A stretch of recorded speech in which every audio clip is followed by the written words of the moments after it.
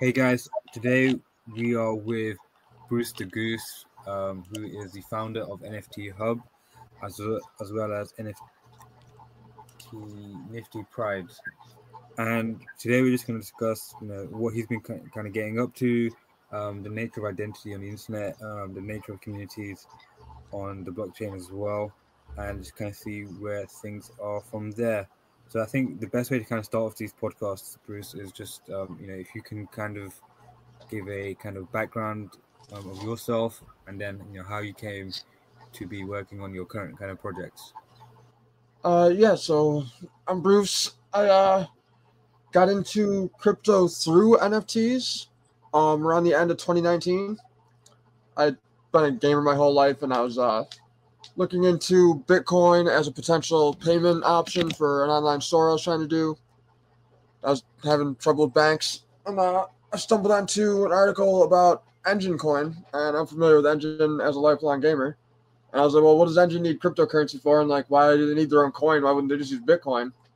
And I started reading it, and it was talking about true ownership of video game assets and the other use cases for NFTs, and immediately it was kind of a light bulb moment. This turns the whole video game industry on its ear immediately.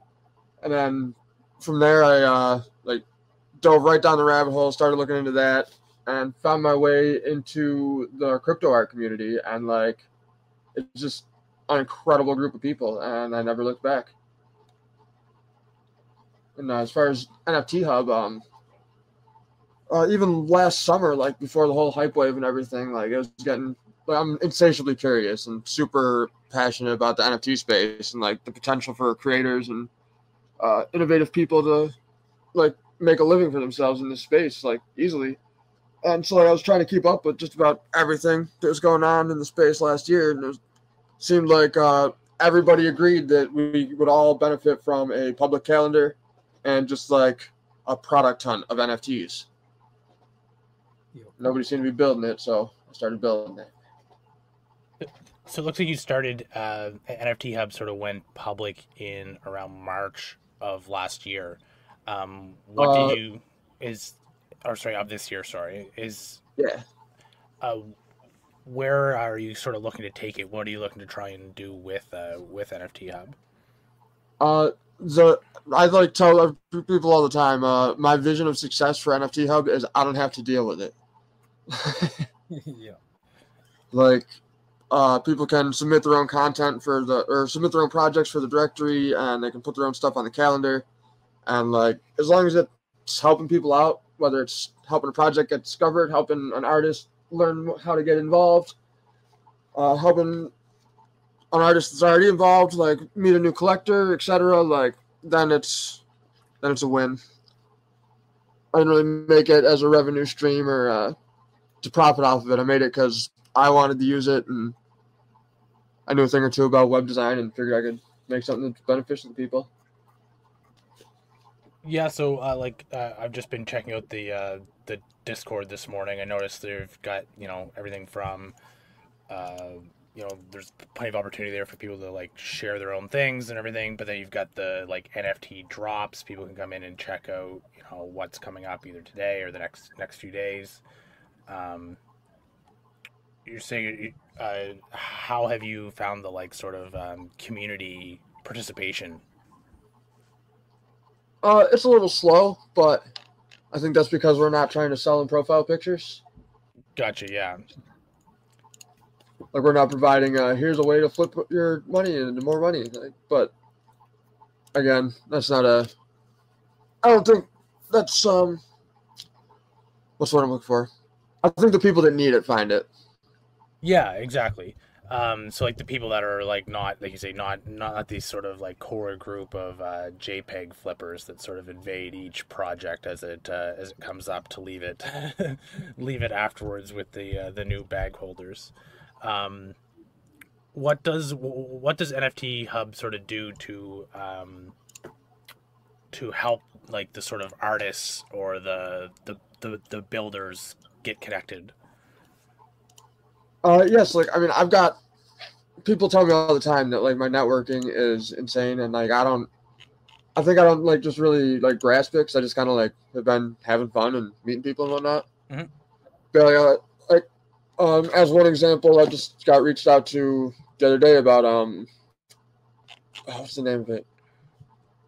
Some physical event that's going on in Switzerland, and they were like, "Hey, you know any artists from Europe that might be at FOMO Land? That's what it's called." Asked if I'd be interested, or if I knew anybody that might be interested. I'm like, sure, I'll pass it along. You know, like I'm sure I know people everywhere.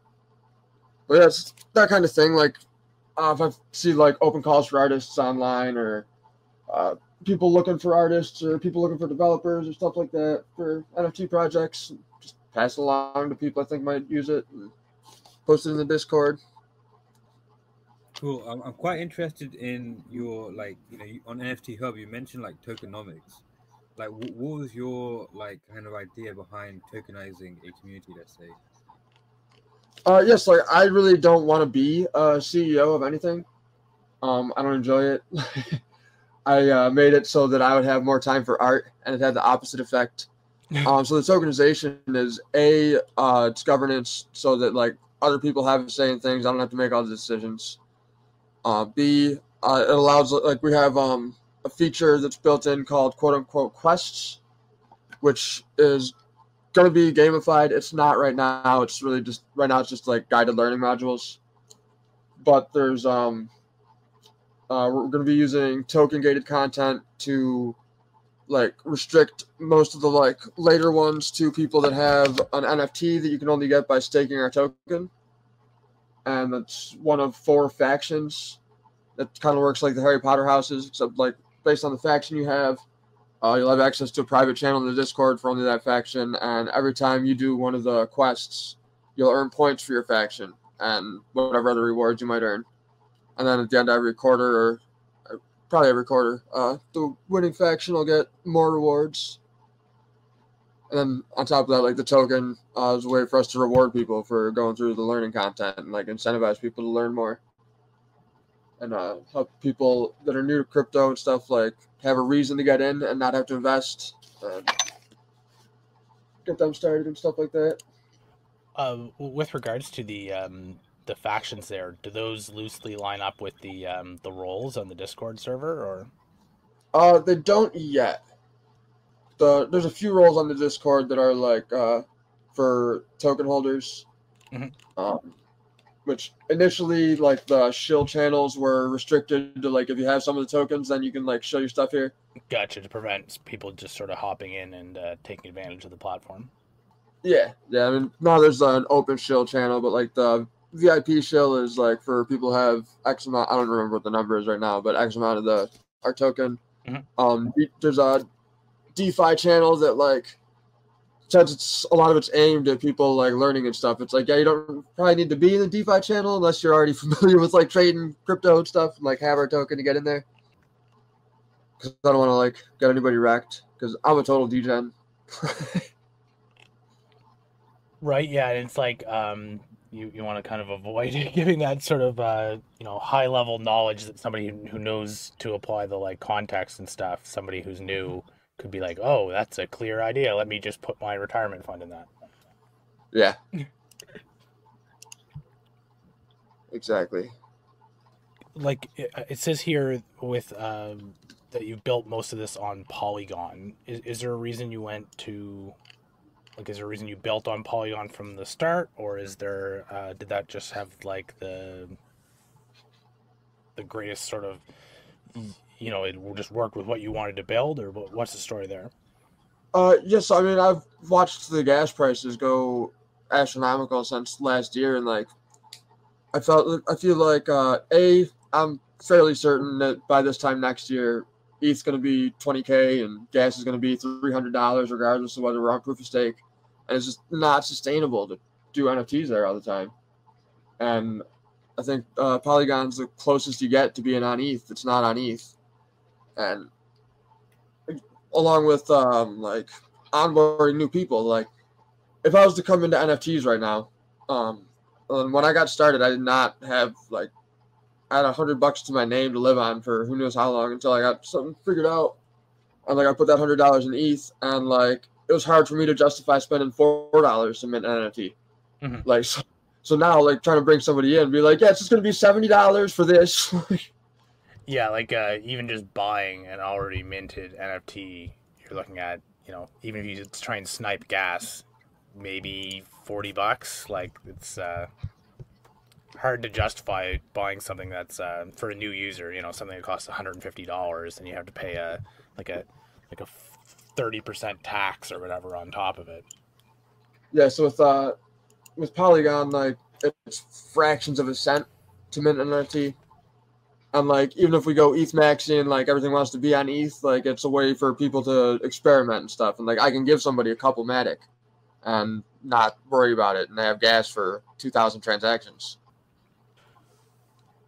Going back to Polygon for a second, like, do you see any kind of future where you can directly bridge NFTs from Polygon to ETH, or what kind of like innovations are you seeing in the NFT space that's unique to Polygon? Yeah, so you actually already can directly bridge to and from Polygon if you get the contracts mapped.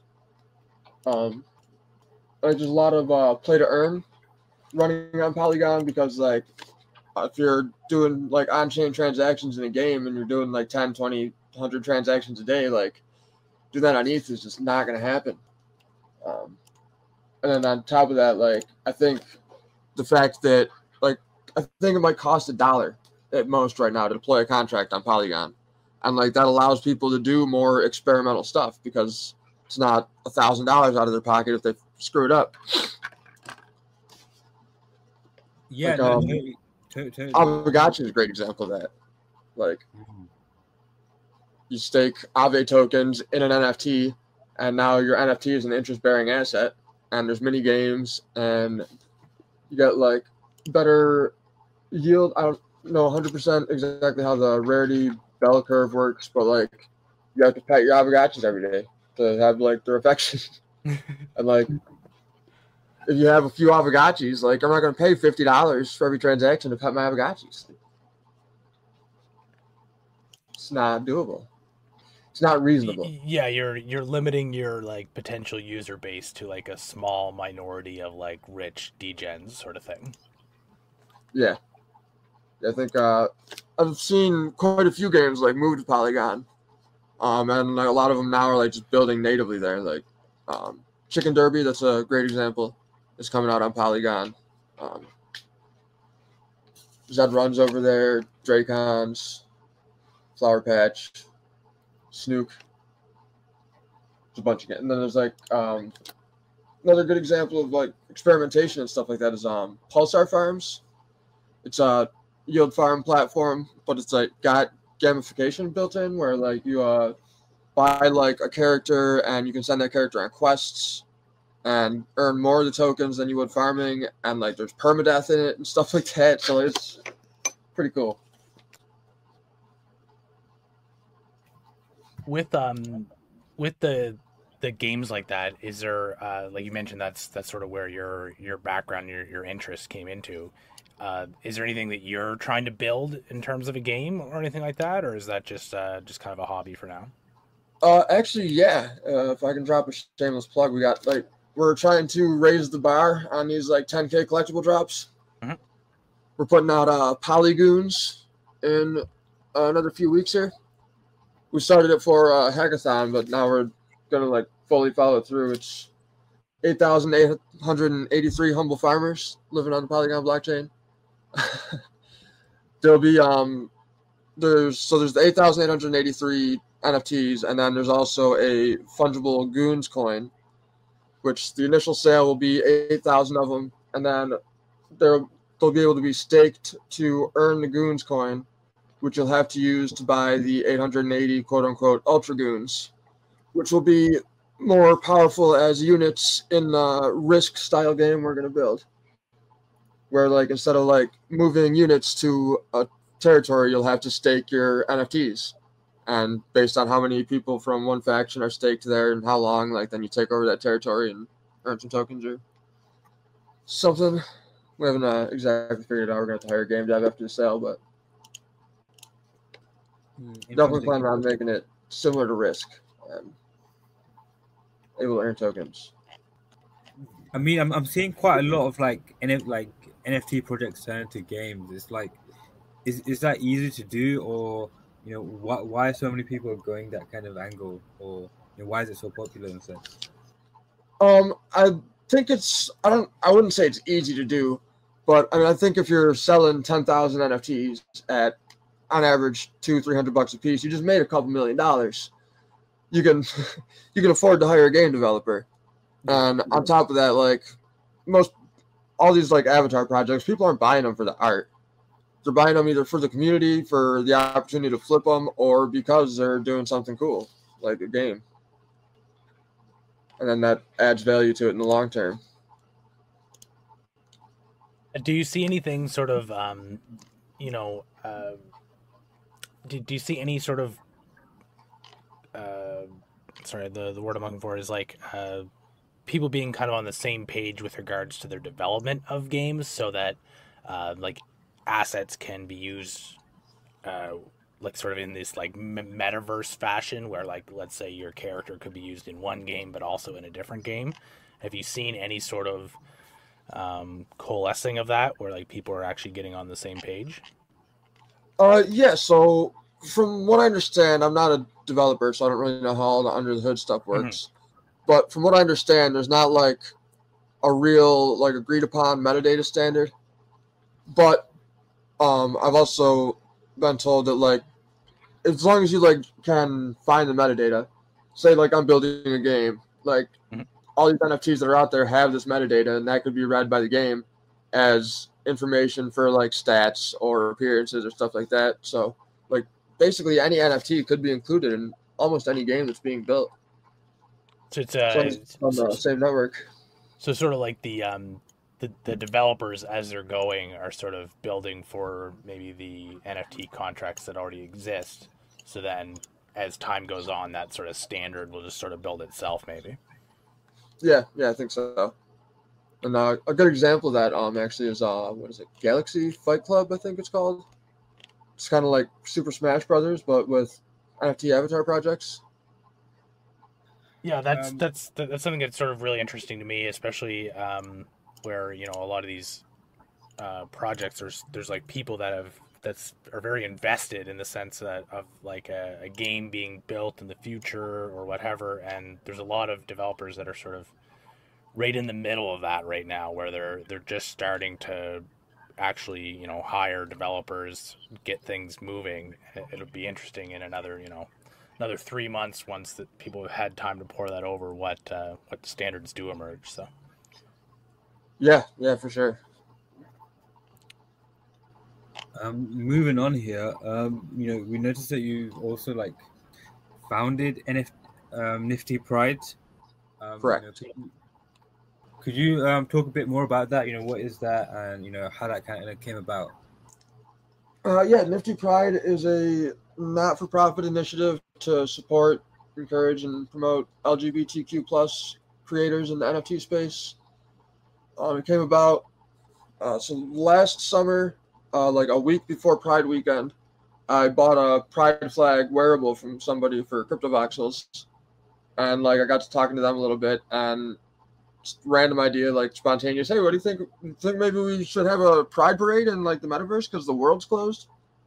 And then like that turned into a whole like whirlwind of organization for a week, and the plan was just to have a parade. But then the amount of support it got from the community and like artists and the like impact it seemed to have on people, like, was absolutely overwhelming. And I felt like it would be a disservice to everyone involved if we were just to pack it up for a year. So the Nifty Pride Parade became the Nifty Pride Foundation and the Nifty Pride Center for the Arts, which is a permanent gallery we have in CryptoVoxels. Nice.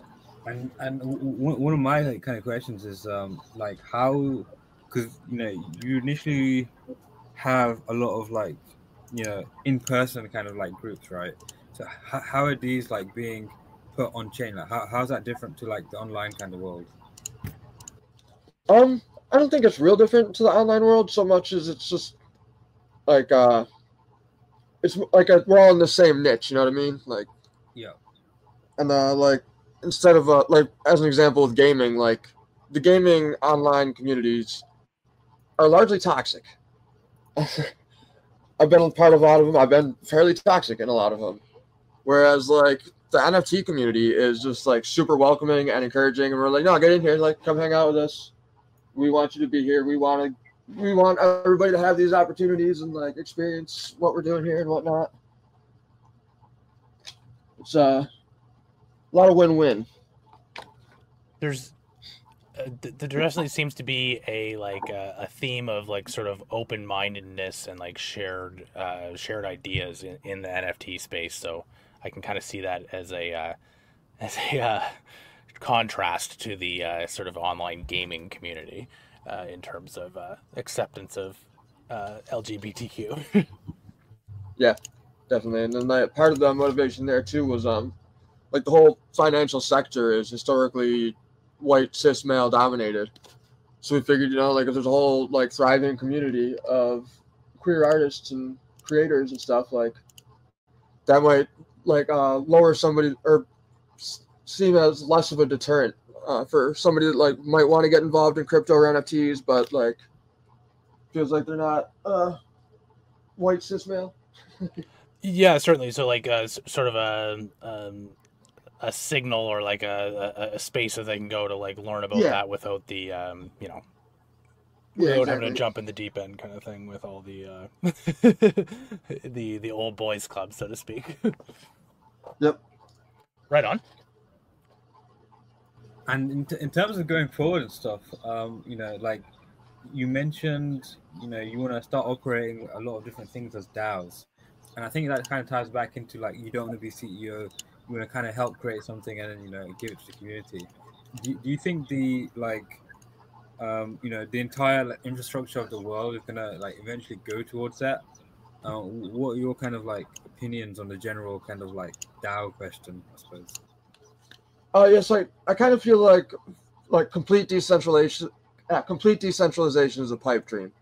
Like there's situations like, and a lot of them may never happen, and like we don't want them to happen, but there can be situations where somebody has to make an executive decision in like a split second or like in a very short time, and you don't have time to track down everybody in the DAO and be like, hey, could you please vote on this proposal and wait 3 days and stuff like that. Like, but I do think that things will become more and more decentralized over time, where like people are more incentivized to be a part of something if they have a say in it.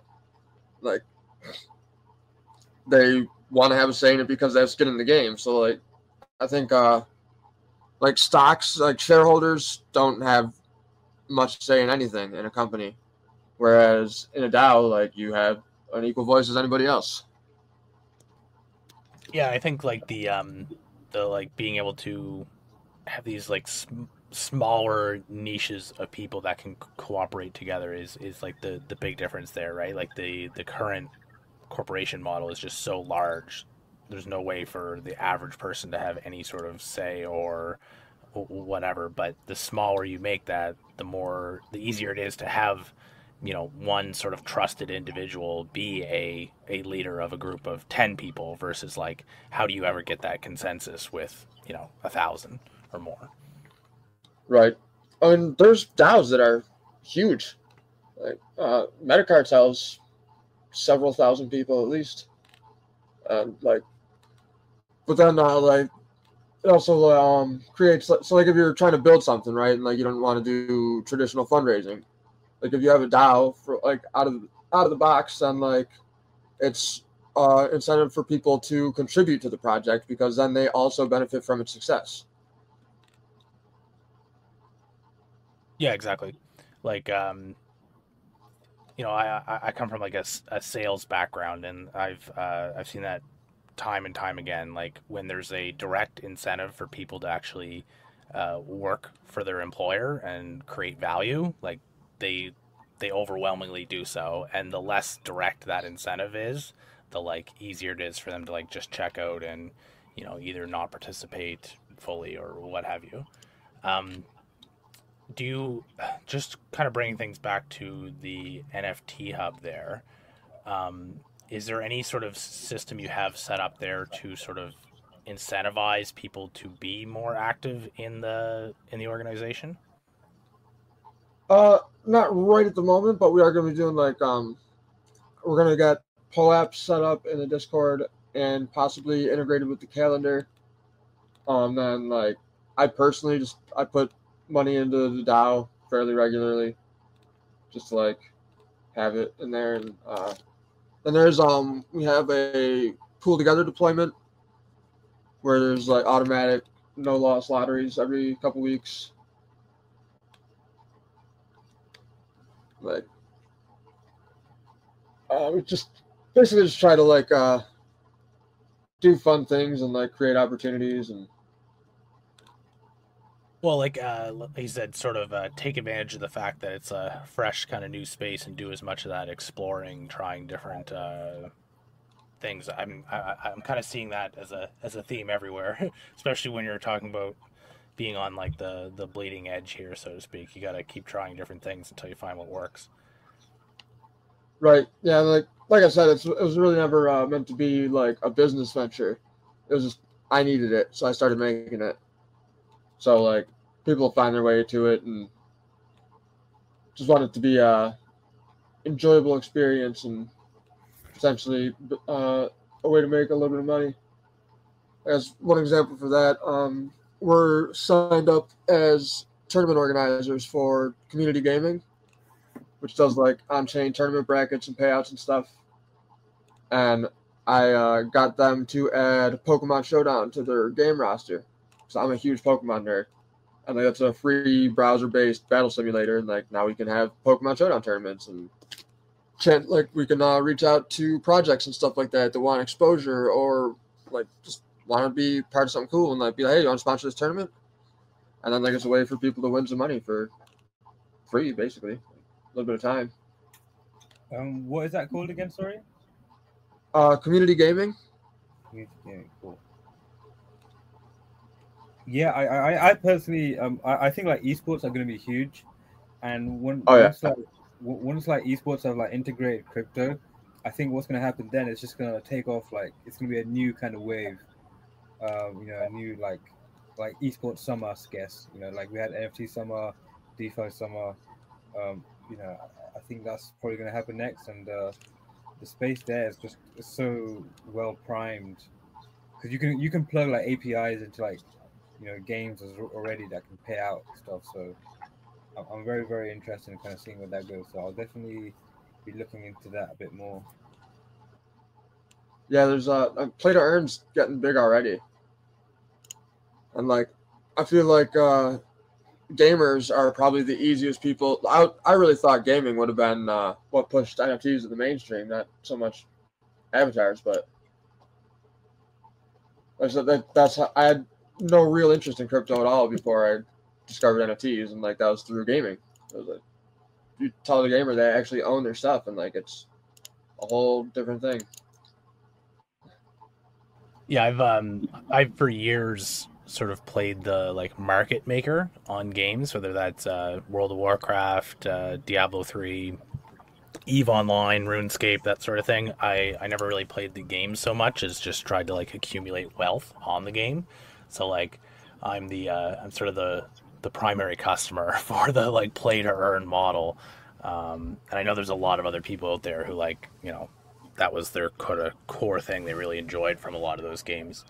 Have you seen any sort of play to earn models that stand out as being maybe either like sustainable or unique in any way? So I don't know that I would say. I mean, I guess it kind of is unique because it's kind of at the forefront. But like Axie Infinity is just insane right now. Like there's people in like the Philippines and like other less established countries that are quitting their jobs because they're making more money playing Axie Infinity than they're making at their full-time job. Yeah, no, I actually know some people that like all they do is literally just play Axie. And I'm even thinking of setting up my own kind of like team and sponsoring people to play and just kind of exploring that. So I think, yeah, I'm very bullish on like the esports space in games as well. And I'm talking to a few people and helping them like launch an NFT game as well. And yeah, I think like indie gaming in general is just going to change the world in a sense. And I'm also talking to one group of people that are essentially they want to bring like augmented reality NFTs like to the forefront. So that's another kind of interesting space as well. You mentioned that you wanted to create a game as well with the goons. I think it was where what have you kind of learned? What's your kind of like journey been like so far in trying to do that? Well, so far it's not been real hard because we haven't actually started trying to do the game yet because none of us are game developers. But like none of us are actual developers either, or regular developers either. So I probably wouldn't have even attempted it, but it came out of the NFT Vision Hackathon, and like one of the challenges was to do a scalable generative art project, and I was like, well, I can do that on Polygon, and like if I'm gonna make one of these 10K collections, like I'm not just doing avatars, like we're gonna do something like innovative. So that's how Polygoons came about. But so far it's not been too bad. Like it's kind of a pain in the ass to keep people organized, but I think that's true anywhere. Yeah, yeah, I can imagine. In terms of like where you kind of see the market going, like what kind of stuff excites you in terms of crypto, aside from the gaming stuff? Like, is there anything else that we should be looking out for? Or I mean, I think I've genuinely like I'm an artist, so like I'm more like I'm gonna always be leaning towards the art, but at the same time, I'm a bit of a tech nerd, so like the underlying potential of NFTs is incredible. Like I think we have barely even started to scratch the surface of what's possible with the tech. A great example of that is Uniswap V3, where you have programmable liquidity pools and fee structures built into an NFT. Like the things that people can do is just nuts. yeah, definitely, 100%. The like dynamic NFT as a video game character or something is really interesting to me in the kind of long run. Have you seen anybody implement a dynamic NFT in the gaming space yet, or is that sort of just on the forefront? Yeah, so axes are kind of dynamic. They level up, and like when you breed them, they go from like a baby to an adult. I just was reading a little bit yesterday about ERC 3668. I want to say it is. Yeah, I think that's maybe the one that sort of stuck with me there. Yeah, like I was I was reading about it in like in reference to a game where like your character can like change over time and whatnot, and like there is permadeath and stuff like that. The metadata updates itself based on variables that are like in the environment or like what you do with it. It's, smart contracts are crazy. Yeah, no, definitely. I think we talked to a few other people, and they're working on dynamic NFTs, and it is really crazy. Just like the nature of what's possible and the nature of ownership, I think it's going to change as well. And with DAOs as well, it's just going to be. I don't know. It's going back to your point on like being pure decentralization. I don't think it will be pure. I think it will be like a mix, but I think it will be more decentralized than what it is now. And again, like the models of like communism or capitalism are going to be like completely outdated, and it's going to be like a whole new era, I think. Um, and yeah, and I think NFTs are just like it's kind of crazy to think, but like these avatars are they're essentially the first kind of wave, and then who knows what's next. Yeah, I mean, it does kind of make sense though. Like, there's not a lot of people that I know, like in my circle or whatever, outside of crypto that like would want to spend thousands of dollars on art. They might appreciate the art, but they're not going to spend the money on it. Whereas with the avatar project craze, like everyone is on social media, and whether they'll admit it or not, everyone wants the clout. Mm-hmm. One of the interesting parts of that too is like you buy a nice piece of art, it costs you, let's say, a couple $1,000s for a big oil painting. Um, how many people are actually going to see that? Like, how many people are you going to have into your home that are actually going to see that piece of art versus when you buy one, you put it as your Twitter header or your profile picture. Potentially thousands of people will see it every day. So I think there's sort of like you can flex your art online in a way that you can't really in person. Right, and you can like you're carrying it around within your pocket. You can show it to people. You know, like and on top of that, like if you're buying like a real nice piece of art, if you're paying 5, 6, 7 figures for it, like you've got that shit locked down in storage and somewhere like it can't be wrecked or stolen or damaged or whatever, or sun bleached and whatnot. Whereas like I definitely haven't spent 6 figures on anything, but like I have spent 5 on a couple different pieces of art, and like I can look at that anytime I want. Anybody else can look at it anytime they want. They don't need my permission or approval or presence. Yeah, you don't need to spend the time and the money sort of housing it, protecting it, insuring it, all these things that you would have to do with a piece of sort of physical art. And on top of that, it can never be destroyed. Like, can't ever get damaged. I don't have to worry about it if I move. Like, I think one physical piece of art, and like that's crypto art too. Like I had the opportunity to get a physical Coldie piece, and I was like, "Yep, give me it." Nice. Yeah, I'm kind of in the opposite scenario right now, where I'm trying to push my like physical artist friends to like put their work on chain. It's a bit of an uphill battle, unfortunately. Oh yeah, I bet. Like being sort of in that halfway between those communities.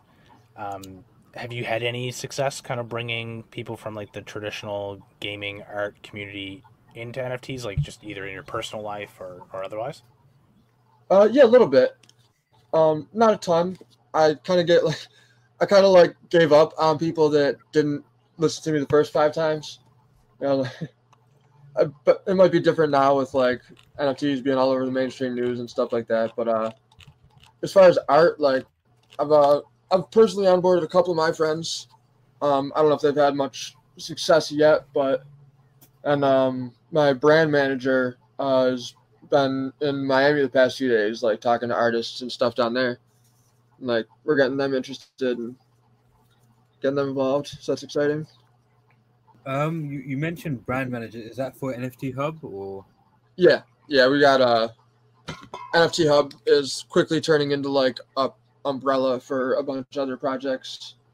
So I mean, I'm quite interested in this. So, like, how many people are involved in NFTHub? On the core team, there's probably like 6 of us. I think there's about 30 people in the DAO. Okay, and what does the core team look like? What do they do and stuff? So it's mostly me most days. Then Kayla, our brand manager, she's also a marketing professional, and she's done grant underwriting. She's done a little bit of everything. Jax is our content manager. He's pushing out a couple of YouTube shows that are weekly, and then we're planning on a couple more. And Zach is the lead artist for Polygoons, and like he also does marketing and stuff in his 9 to 5. So it's kind of just a hodgepodge of people that have done a little bit of everything. The synergy worked out well. There's a couple like part-time developers, I guess you'd call it. Like most of the stuff that we have going like doesn't really need a developer at the moment, but then like we're looking for one once we have the budget. But as one example, we started talking to somebody who's like solo building a NFT / DeFi project, and like then we figured like it makes more sense if we just like join forces and help each other out with things. Other than both of us like building solo and needing each other's skill sets and not having them. Yeah, that definitely sounds interesting. And in terms of the DAO, like how does the core team interact with the DAO? And like, I mean, because I think governance in general is still it's a problem to be solved. You know, I don't think anyone has a right answer yet. So I'm quite interested in like how you guys do it compared to like other people.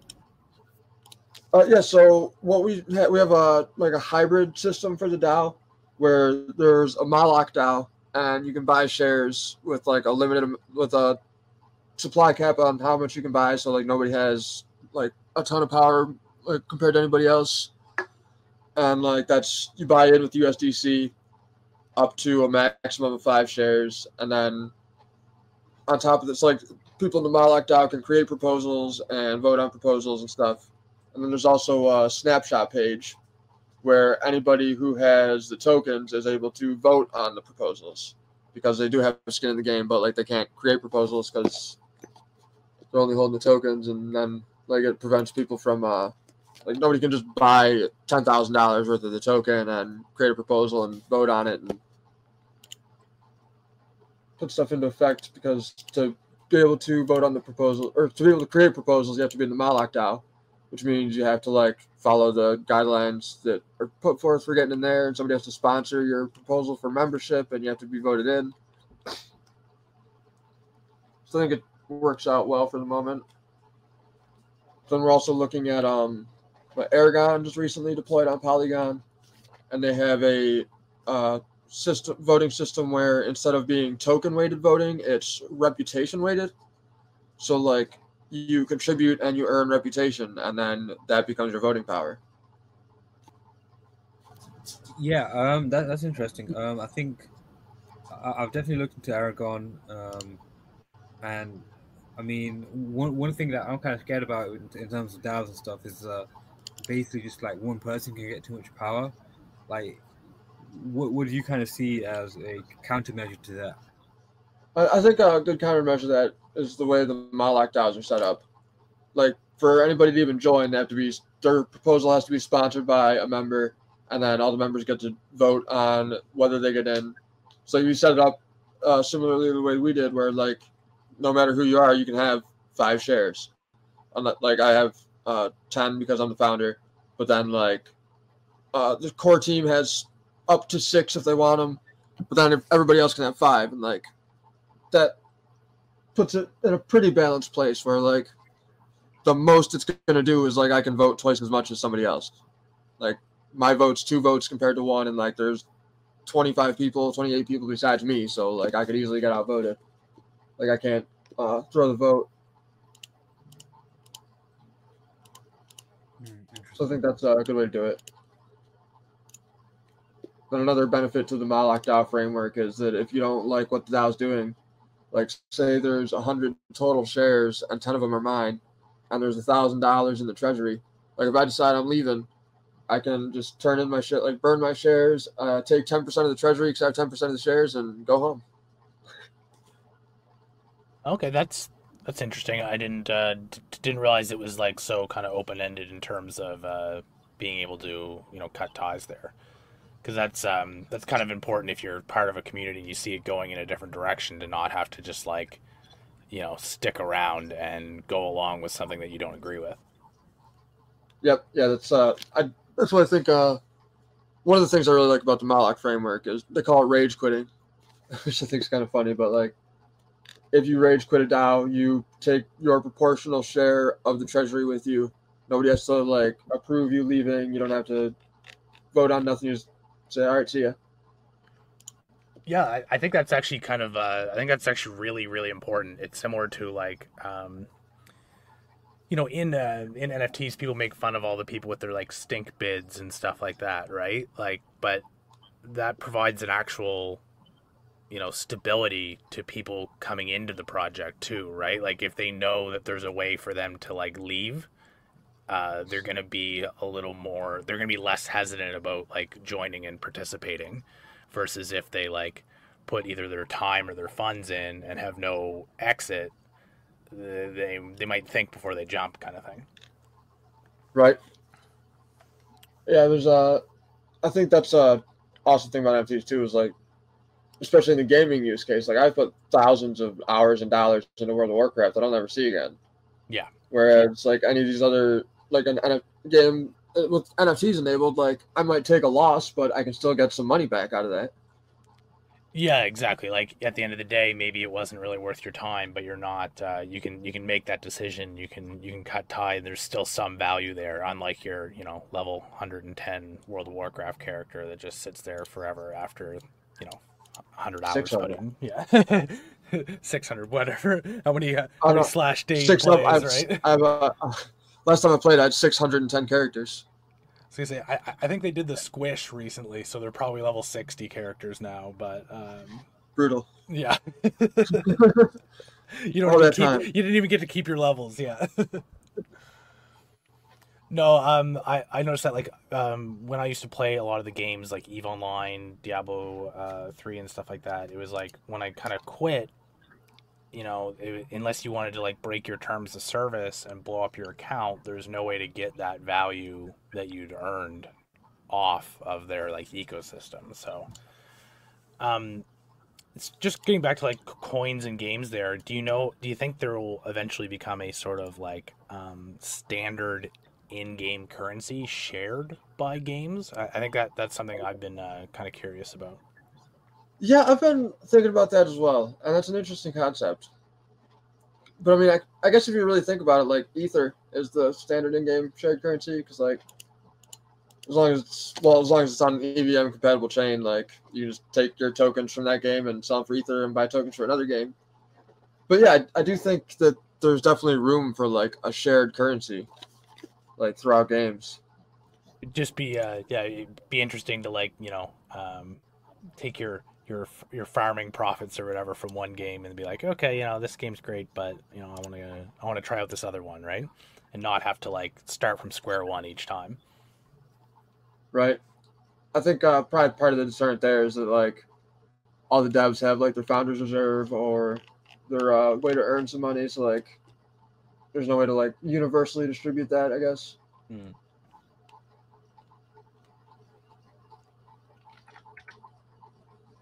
Great. Did you have anything else kind of burning a hole in your pocket there, or I don't think so. Yeah, no, same here. I think that we kind of covered like most the kind of core kind of questions and some more like side topics. Bruce, was there anything that you desperately wanted to like talk over or mention or discuss? Not that I can really think of it at the moment, but like definitely people should look into Polygon for minting NFTs because like gas wars are nonsense. Like even the 10K drops, like if we could do those without gas wars, like it would save so much time and money. At the same time, we are doing our fair part and then some to make ETH deflationary. NFTs have burned more ETH in the past month than anything else. Yeah, I was gonna say, especially about 2 or 3 weeks ago there when gas was just like 300 for days at a time. I didn't really realize this when I first really got into NFTs about 3 or 4 months ago, and I guess I didn't realize at the time how good we had it in terms of gas. Yeah. Because like when I'm kind of looking back now and like even in January it was sky high for like months at a time, right? This summer we had a kind of break, and I think the veil has been lifted now, and people realize that that was an exception, not the rule, right? For sure, yeah. Yeah, I remember last summer we were like all upset about like paying $20 to mint an NFT. This is ridiculous. Now it's like, Yeah. oh man, can I please have last summer's gas back? Yeah, right. I hope it's like $20 is cheap now. yeah, it really is too. Like, well, like even just like I bought an NFT about 2 weeks ago where I paid double in gas compared to what the NFT costs. yep. And it's like kind of hard to, it ended up being a good decision, but like it was kind of crazy at the time. Like this seems stupid, right? Yeah. I think like people new to the space aren't going to do that. You know what I mean? Like, Exactly. they're not going to buy a $50 piece of art and then spend an extra $30 to get it. And I was thinking that actually like the first NFT I bought, and I was like really hesitant trying to pull the trigger. I almost didn't because it was going to be like, I'm buying this thing for $300 and I'm paying $80 to buy it. And I was thinking, like, if gas was even a little bit more expensive that day, maybe I don't buy that first NFT. Maybe I don't end up, becoming more interested in the system, right? If it was even 30% more that day, I probably wouldn't have pulled the trigger. Yeah, I think that's a huge thing. And I mean, one thing that sticks to my mind is like I kind of look at these prices and I'm like, oh, it's like $500, and then a week later it's like $1,500. So yeah, I've kind of learned my lesson to always just go with my instinct and buy as well. Yeah, hindsight's so much worse than the FOMO. Yeah, definitely. Like beginning of last month, I sold one of my Bored Apes for 10 ETH, and like I was over the moon about it because I paid 0.3 for it back in May, and the floor price was at 8. So I was like, oh, what, 10 ETH, awesome. And then at the end of August, the floor was at 50. So I was like, oh no, my ape. Yeah, right. I had that happen to me recently on one of the ones. It's like it went on a move up of like 44 times, and I sold for like a 20% gain. And I'm like, sweet, I made like $300, and then I couldn't buy back into the project. It just happened to me yesterday with Sneaky Vampire Syndicate. Like yesterday morning, the floor was like just over 1 ETH. I had bought a couple of them for around 1, sold them for a profit, and like by the end of yesterday, they're 2.5. It's like, oh well, I guess we just held on to those for a day and made an extra $5,000. Right. Yeah, no, I think the more we can do to like sort of because like these are things that like if you're in the system and you know what's going on, it's easier to stomach paying that like 20, 30, 40% to get into a project. But like for anybody on the outside, that's just they balk at paying 5% sales tax or something, right? So for them to pay that kind of thing, it's just beyond their it's like an order of magnitude different than what they're used to spending to buy something, right? So yeah, I've actually gotten to the extent I've gotten to the point where like I've changed the MetaMask settings so it doesn't show me US dollar values. It shows me Bitcoin values, and I don't even think about the gas. I just take it for what it is unless it looks crazy. I saw stuff was dipping last night, and then I woke up and watched Crypto Banter, and they were talking about Evermore in China and whatnot, and I was like, oh, let's just not do that. We just won't look at the charts today. Yeah, I was joking when we first started chatting today that everyone in the crypto space became an Evermore analyst last night. Oh shit, he's down to fucking under 3K. I better borrow some stablecoins and buy some ETH. Yeah. I already don't want to look at my portfolio right now. Yep, I'm not looking at my portfolio. I have a price tracker bot in Discord for the ETH price, so I see that. Nice. Cool. I think that's more or less it. It's been almost an hour, and yeah, I think. Pat, did you have any more questions, or Bruce, did you have anything you want to ask us, or? I don't think so. Yeah, no, I'm good on my side here. If there's anybody you want to shout out or any project you want to bring attention to or whatever, that has your chance to show a little bit, I guess. Yeah, I think I'm allowed to talk about this now. I'm not sure, so they can chastise me later if I'm not. But Sail the Stars is something to look into. I don't think anybody's ever attempted anything like it, honestly. Okay. So I think there's around 100 artists invited so far. We're going to do like a massive collaborative collection of artwork, and from which we are going to use 50% of the proceeds to buy a yacht and sail around the world. Awesome. Nice. Yeah. Yeah, it's sailthestars.com. There's a video on there that does it way more justice than I can. Like, I got invited yesterday, and like absolutely blew my mind. Cool. Yeah. It's been great having you on. Really informative, and we really appreciate you coming on. Yeah, thanks for having me.